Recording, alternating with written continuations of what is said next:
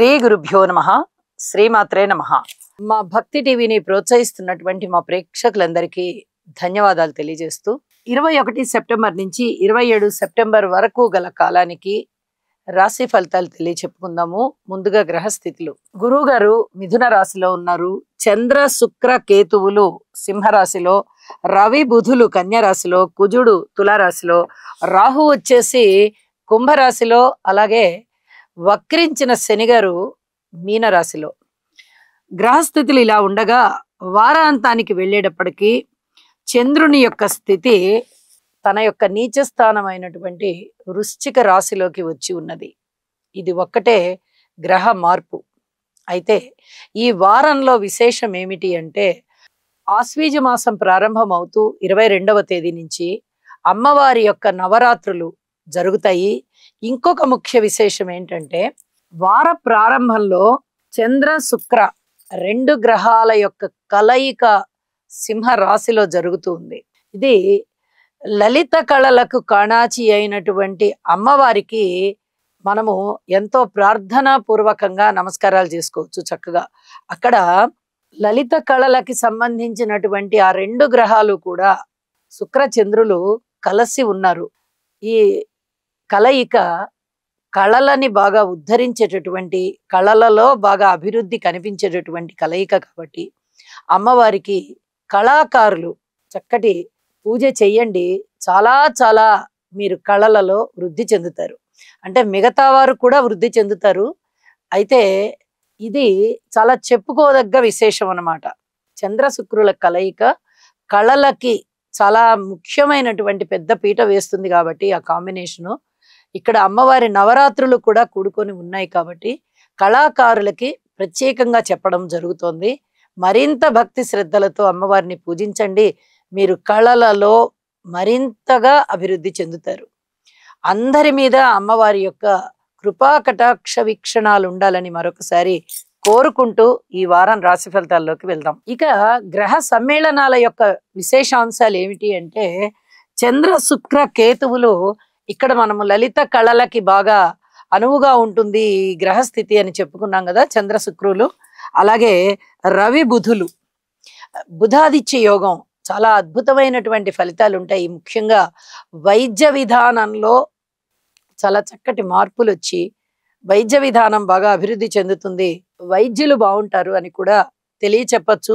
అలాగే శనిగారి యొక్క దృష్టి ఇక్కడ ఏదైనా చర్మానికి సంబంధించినటువంటి ఇబ్బందుల్ని సూచిస్తూ ఉంది. ఎవరికైనా కానీ చర్మానికి సంబంధించినటువంటి ఎలర్జీస్ ఉన్నట్లయితే, అలాగే డస్ట్ ఎలర్జీలు కానీ, ఈ ధూళి అంటాము, ధూళి అంటే కూడా డస్టే కానీ కళ్ళకు కనిపించదు మనకి.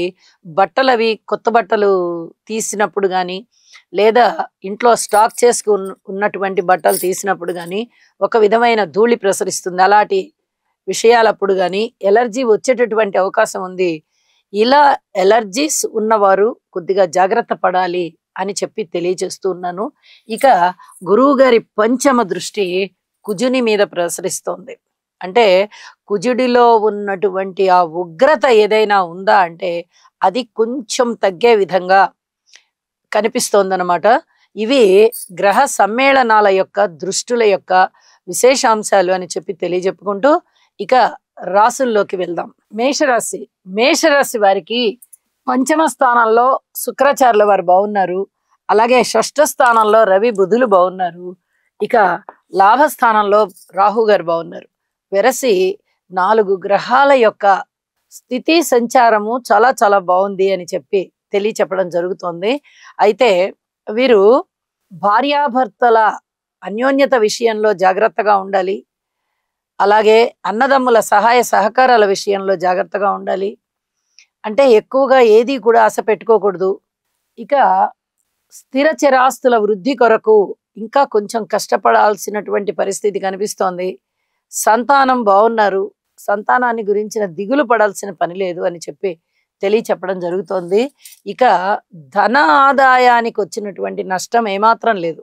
ధన ఆదాయం చాలా చాలా బాగుంది. అనుకోని విధంగా, ఊహించని విధంగా ఆదాయం ఉంటుంది. ఆదాయ మార్గాలు కూడా పెరుగుతున్నాయి. అలాగే చక్కటి ఆరోగ్యం సంతరించుకుంటారు. అనారోగ్యవంతులు ఇప్పటి వరకు ఎవరన్నా ఉన్నట్లయితే వాళ్ళు చక్కగా ఆరోగ్యవంతులు అవుతారు. అలాగే మీరు ఏదైనా పెట్టుబడులు పెట్టాలి అనుకున్నట్లయితే ఇప్పుడే పెట్టకండి, ఇంకా కొద్ది కాలం ఆగండి అని చెప్పి తెలియచేస్తూ ఉన్నాను. ఇక కీర్తి ప్రతిష్టలు బాగా పెరిగేటటువంటి పరిస్థితి కనిపిస్తుంది. స్థాన చలనం ఉండేటటువంటి పరిస్థితి కనిపిస్తోంది. కుటుంబంలో కాస్త ఐకమత్యం కనిపిస్తోంది. అలాగే మాతృవర్గ రీత్యా కొన్ని రకాల సహాయాలు మీరు చేయవలసి ఉంటుంది. పితృవర్గ రీత్యా మీకు అనేక విధాలుగా మీకు సహాయ సహకారాలు అందుతాయి. ఇది చాలా చాలా విశేషంగా కనిపిస్తూ ఉంటుంది. అలాగే దూర ప్రాంత ప్రయాణాలు చేస్తారు, ధనం ఎక్కువ ఖర్చు పెడతారు. విద్యార్థుల విషయంలో ఏమాత్రం కష్టపడ్డా మంచి ఫలితాలు ఉన్నాయి కాబట్టి కొంచెం కష్టపడి అభ్యాసం చేయడానికి ప్రయత్నం చేయండి. ఇక వివాహాది శుభకార్యాలు కుదరాలి అనుకున్న వారికి అవి కాస్త దగ్గరకు వస్తూ ఉన్నటువంటి అవకాశం కనిపిస్తోంది. దూర ప్రాంత ప్రయాణాలు చేసేవారు కొన్ని రకాల జాగ్రత్తలు తీసుకుని చెయ్యండి, అవి మీకు లబ్ధి కలగ చేస్తాయి అని చెప్పి తెలియజేస్తున్నాను. కార్మికులు, కర్షకులు, నేత పని వారు, చేతి వృత్తుల వారు ఇత్యాది వారందరూ బానే ఉన్నారు అని చెప్పి తెలియచేయడం జరుగుతోంది. ఇక ఉద్యోగస్తుల విషయంలో కూడా మీరు ఎక్కువ శ్రమ తీసుకోవాల్సినటువంటి అవసరం లేదు, ఓర్పు కలిగి ఉంటే చాలు అని చెప్పి సూచన చేస్తూ ఉన్నాను. మనము ప్రత్యేకంగా వ్యవసాయదారుల గురించి కూడా చెప్పుకుంటూ ఉన్నాము. వ్యవసాయదారులు మీ కష్టం మీకు తప్పట్లేదు కాబట్టి మీ కష్టానికి సంబంధించి ఆ కృషిని కొనసాగించుకుంటూ వెళ్ళండి.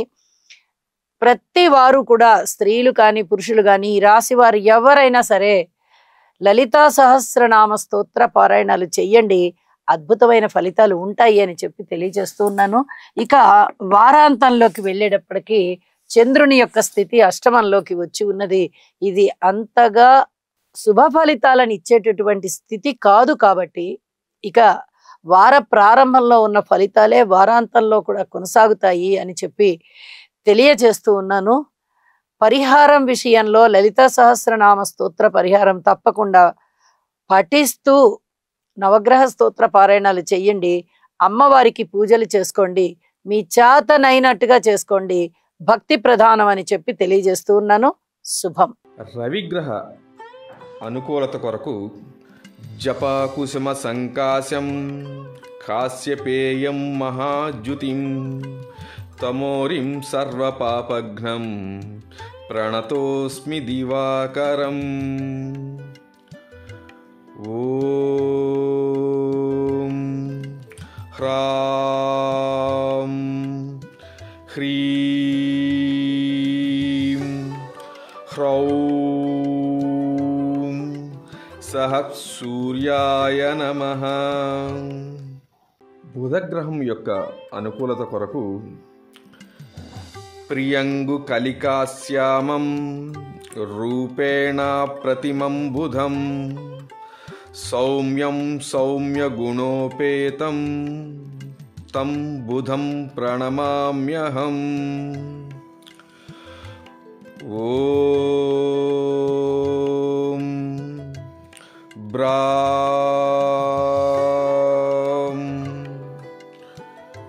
బ్రీం